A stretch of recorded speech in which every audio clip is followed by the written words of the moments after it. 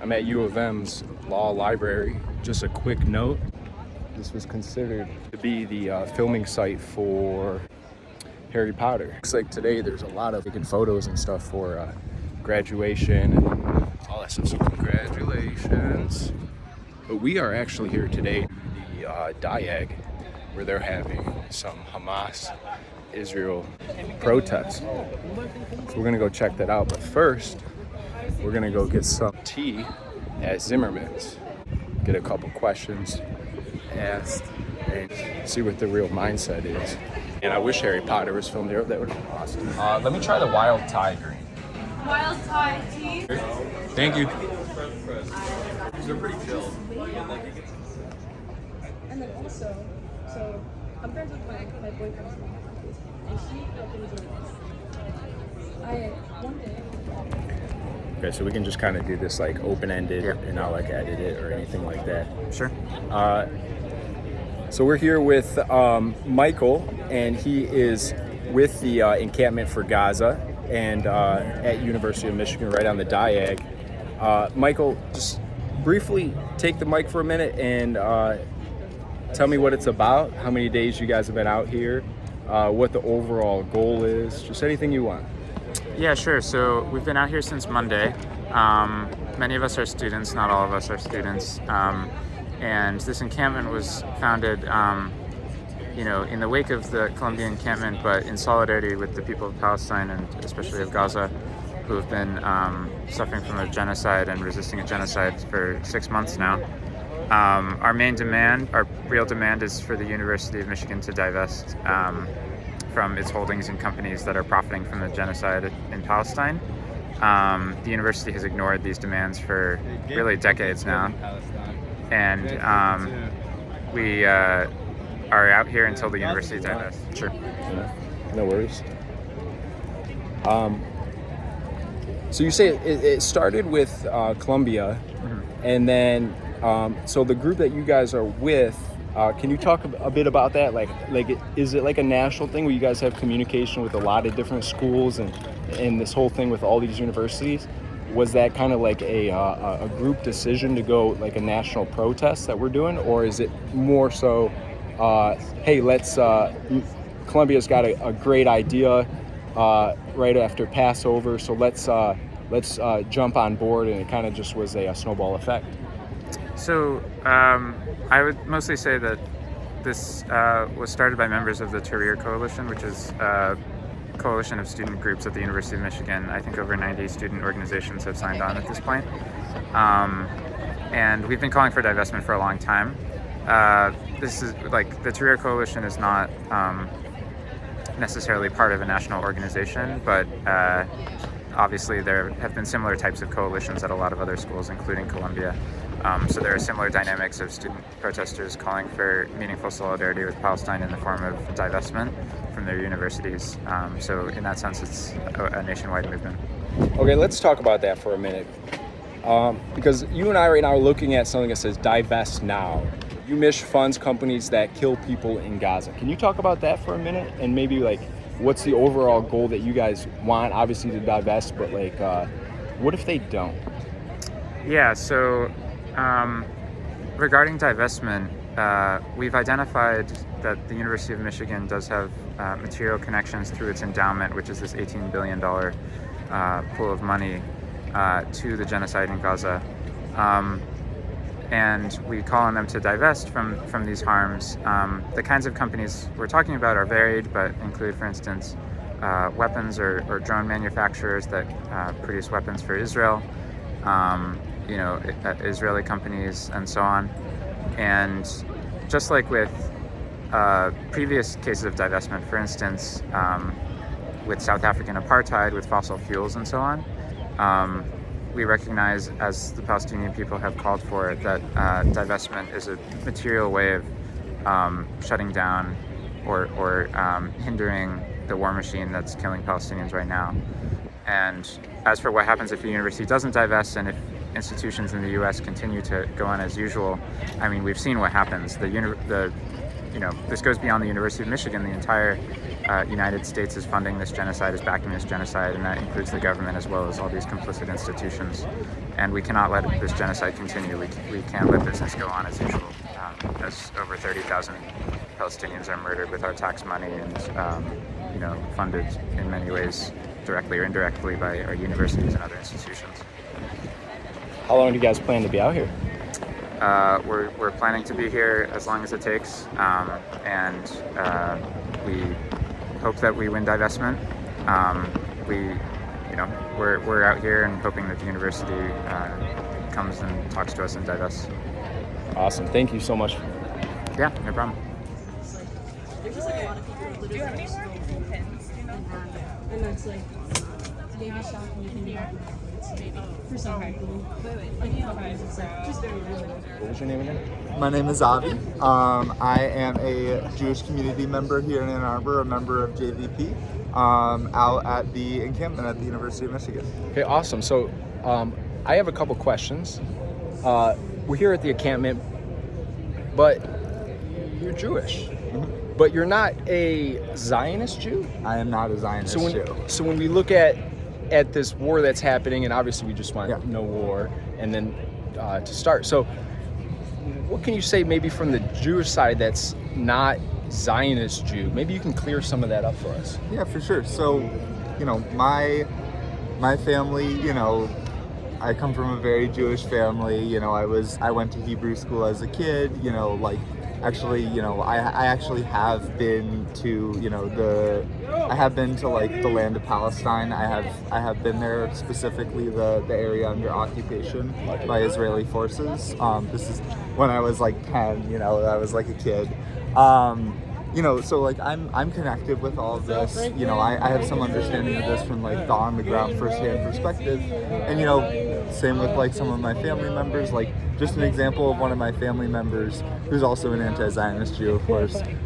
Their experience was that they studied abroad a year in an Israeli university, and basically their experience was that they just sort of saw and discovered that the society, broadly speaking, was so absolutely racist and intolerable in many ways that they came back and they basically immediately joined the pro-Palestine movement. I would say that there's some racist intolerable towards who? Other types of Jews, or most people that are Palestinian? Both in certain ways, yes, and in different ways, but both in certain contexts.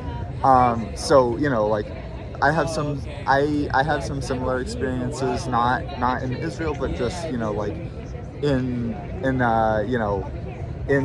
America, we've seen people there's obvious racism and expressions of hatred that Zionists give towards Arab, towards Muslim, towards Palestinian people, towards Palestinian, Arab, and Muslim students.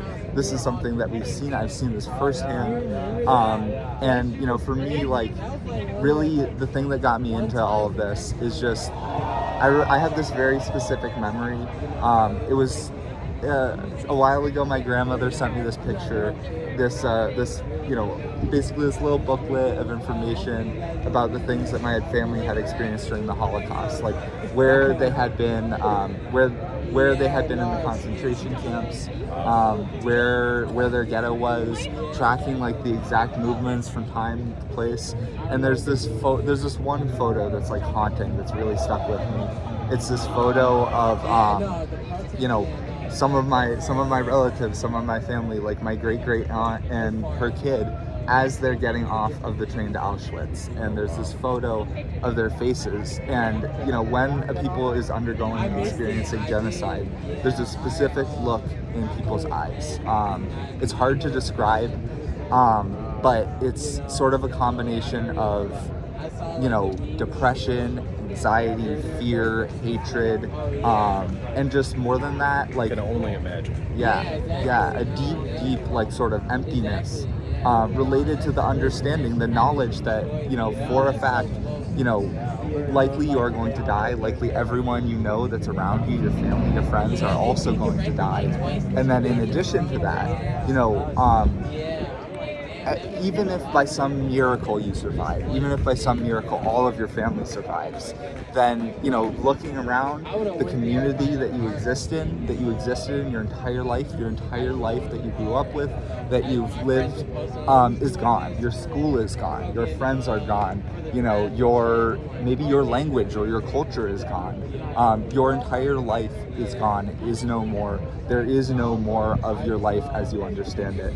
And, you know, seeing the images and the videos and, you know, like all of this that's coming out of Palestine, the experiences, it's the same exact look, that same exact look in people's eyes, the experience of the look of a person that is undergoing genocide. You know, it's the same exact look of anger, rage, depression, fear, all of this, but more than that, like this deep emptiness of knowing that the entire life that you've lived up to this point is gone, is dead, that your friends and family are likely going to die if by some miracle you survive, and that even beyond that, you know, even if by the most miraculous of miracles everyone you know survives, the community you go back to, your school will be bombed, your religious institutions will be bombed, you know, the street you grew up on will be rubble. You know, the entire world around you is being turned to rubble.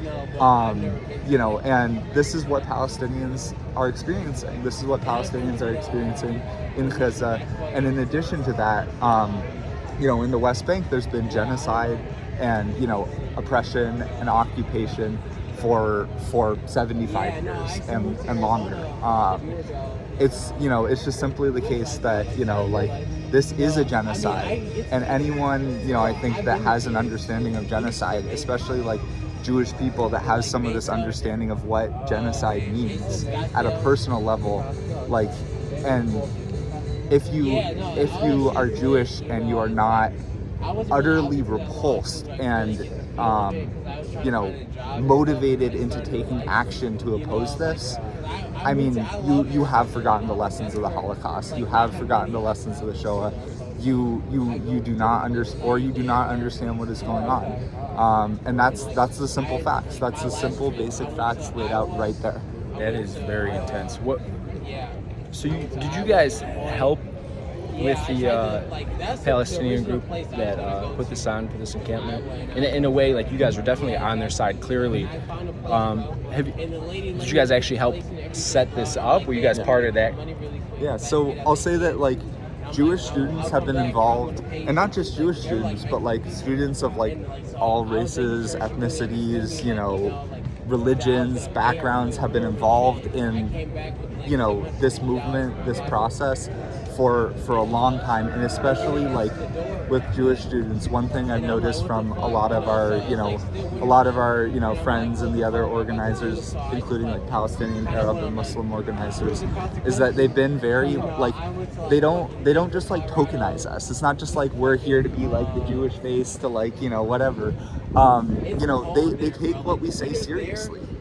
You know, they are interested in hearing what, you know, what's going on from our perspective, our opinions, not just about like, you know, Jewish stuff or whatever, but our opinions about like how the campaign should go, what we should be doing, how we should be like, you know, fighting for, because, you know, I just want to like hone in on one thing. You know, I've said a lot, but the absolute most important thing is that this encampment, what this is about is divestment. This encampment is about divestment from the university's endowment, which funds genocide, occupation, oppression, repression, and war. What you have is the university with this $18 billion with a B dollar endowment, and we know that $6 billion of those dollars goes into things such as goes into hedge. You know, you have this $18 billion, you have $6 billion of those dollars that goes into things like hedge funds and venture capital firms and things of this nature, which then in turn invest sizable chunks of their money into companies like Lockheed Martin and Boeing that are actively building the planes and bombs that are being used to kill civilians in Gaza, as well as companies like Skydio that are building drones, automated drones, to surveil Palestinians. There's, you know, dozens and hundreds of companies. There's IDF contractors that some of these hedge funds have worked with in the past. You know, and this is all in the endowment. This is all things that the University of Michigan is funding. This is all, this is something we've had to discover through hundreds and thousands of hours of collective research. But the University of Michigan is directly funding the genocide in Gaza. And, like, having explained my background, if you understand that, you understand why, someone like myself must do everything we possibly can to oppose this genocide, to oppose the war, to oppose occupation and repression. Point blank, period. The University of Michigan is funding genocide through the endowment. This is not about me. This is not about the people in this encampment. What do you think will happen if they don't? What do you think if they don't divest? If the university doesn't divest? Well, I mean, I can't, I don't know, but I'll say that, like, the protests, the actions, the pressure will not stop. If the university does not divest, the pressure will not stop. There is nothing that the university can do short of meeting with us, short of divestment, that they can do to stop the pressure. There is no concession. There is no deal we can make. There is no deal you can make with genocide. There is no compromise with genocide, and we understand that, and we will not compromise with genocide. And we know the regions are responsible for, in part, we know the regions are responsible for this genocide, and we will not compromise with genocide. Okay. So right now they have a viewing going on. It's some type of theatrical, like a screen, and a lot of students around right now viewing it. What other good activities and stuff have been happening? What other activities have been happening, kind of like to bring more involvement and stuff? So I want to say one thing, which is that we are focused on divestment. We are focused on the genocide. We are focused on uplifting Palestinians and the experiences and the voices of Palestinians. This is our main focus. This is our goal. That being said, especially during the day, during the night, sometimes it gets a little chilly. We are here for a political purpose. We are here to do our small part in opposing the genocide, in opposing the war, in opposing occupation and repression. But there's a lot of fun stuff, going on. There's a lot of education. People are coming together as a community in ways that, I have, frankly, I'm a little bit younger, but in ways that I have frankly never seen. I've never seen people like in this area come together as a community in this way. The amount of support we have received from the community in Ann Arbor, the student community, and the broader community in the area has been like quite honestly, there have been at least 2 times where, I literally, and I'm not a crier, where I literally almost broke down crying blubbery, sad tears, just from the immense sense of happiness and joy I felt at the absolute amount of community support. We're building a community space, but a community space that is for divestment, that is against the genocide, that is opposed to the region's funding of war and genocide and occupation. I seen you guys were praying over here. Can you tell me about today? Anything in particular? Yeah, it's the last day of Jewish Passover. Yes. What is that called? Because I don't. It's not the last day of considered Passover, but what is today? Honestly, because I think it's amazing to see even people that are pro Gaza and they want to see this divestment. They're all understanding of the Jewish students being here, and that I have not seen any type of confrontation. I have not seen anything like that. So people are pretty conscious about the idea, and they're pretty open about Jewish prayer going on. And today it's the last day of some type of Jewish, you would say, the Passover, or we're approaching that. Maybe you can talk about that for a second. Just the peace between you guys. It's almost as if everyone knows it's just one specific Zionist Jew. Yeah. So what else that you guys are against? What I'll say is that what we've had is we've had Jewish ceremonies multiple times, Jewish religious celebrations and Jewish religious commemorances right alongside, They were just praying over there. Islamic They were prayer. prostrating and Yeah. doing a Muslim prayer. Yeah, So I mean- to see that is phenomenal, and it's almost like, how can you have that over in Palestine or Israel? And do you think that you could see this same type of gathering together in Israel, or do you think maybe there's something religious standpoint that'll never happen? Frankly, I think it has very little to do with, religion. I mean, I have relatives in Israel. I have a lot of relatives in Israel, in fact. And I these people, some of them are religious, some of them are not. Some of them are like, the biggest atheists you've ever seen. This is not about religion. This is not a war of religion. It's a war of occupation. It's a war of Israel occupying Palestine. And, frankly, this, peace and harmony between, Jewish people and Palestine in the land of Palestine can never occur so long as there is occupation. Occupation and war and genocide will forever preclude any ability for there to be peace. And so, it's quite simple. It's quite simple. If there is a desire for peace, then Israel simply must end the occupation. Okay, I agree. Now, one final question. And that is to say the occupation of the land of Palestine, the entire land of Palestine. Okay. One last final question. I love food. Yeah. How have you enjoyed the food here today? The food here has been amazing. We've had, local businesses come and donate food. I heard some Dearborn mothers have came by. We've had a lot of aunties and uncles come by and just be like, how can I feed you? How can I feed you? What can I give you, to make you like I said, the community support has been beyond amazing. The food we've had has been amazing. There has been community members constantly coming out and asking, how can we help? I was working the volunteer table earlier, and literally there were so many volunteers. I was stressed. It's like, oh, you want to come and help? You want to, you're a student, you want to be a part of this encampment.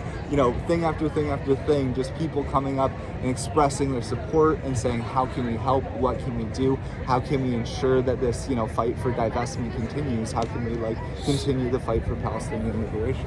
So with that being said, and you're seeing a lot of peace between everybody and a lot of people coming together, what do you have to say about schools like Columbia that have you seen a lot, or other schools that even have seen the police come out and break up? Yeah. What can you say about that? How maybe the difference between University of Michigan and how they handled the situation compared to other ones? Well, I think the University of Michigan, in response to other things that have been done on campus, have vastly overreached. And, this is just my opinion.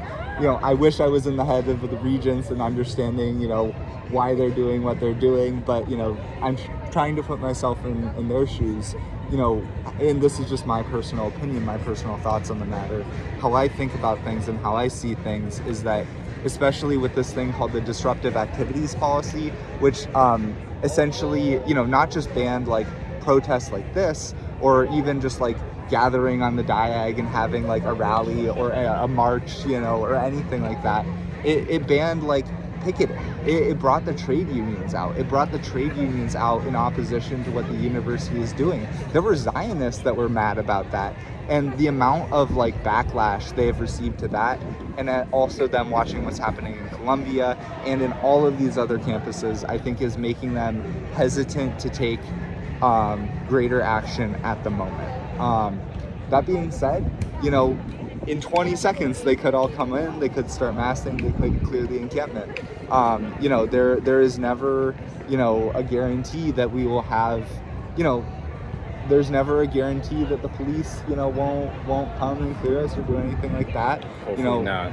In the 6 months and 75 years of occupation, and at least as I'm aware, since 1989, the amount, there has been actions for divestment against apartheid in specifically Palestine on University of Michigan campus since 1989 at the very least. For this entire period of time, there has been police repression. There has been massive amounts of the university administration, the regents, the entire crew, the entire cast of characters there coming down and cracking down.